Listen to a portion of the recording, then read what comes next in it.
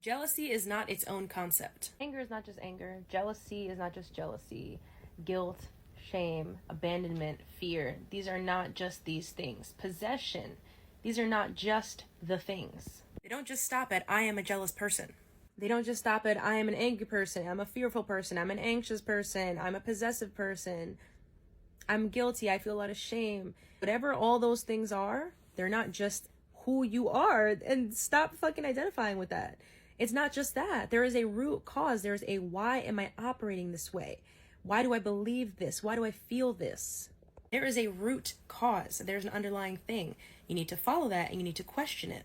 Well, how do I do that? Well, first ask yourself, what is this making you feel? Now, I always go for my 3 checkpoints. What thoughts is it bringing up? What emotions is it bringing up? And what physical sensations are happening? But then you have to ask yourself more when it comes to jealousy and possession. What memories is this bringing up for me? Now, I'm using jealousy because it's a really easy example. So when you find yourself being jealous, or you have a partner who's jealous, we're going to ask that partner or ask ourselves, okay, what is this making me feel? What thoughts are happening? What emotions are happening? The thoughts are the stories that we're telling ourselves. The emotions are what it's making us feel about ourselves. What physical sensations are happening in our body, aka what is our body's nervous system response, triggering response from our past? How is it responding?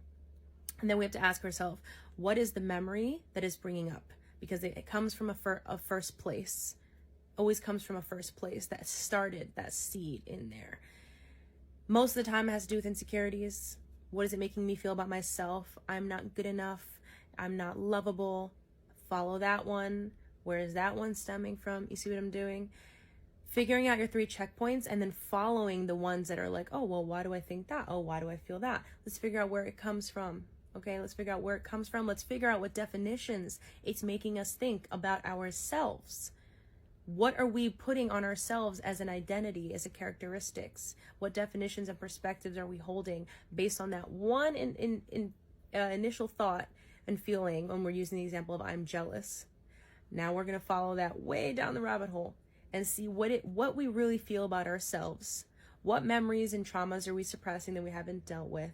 And what beliefs and perspectives do we have about the outside world that we're operating from that we can change?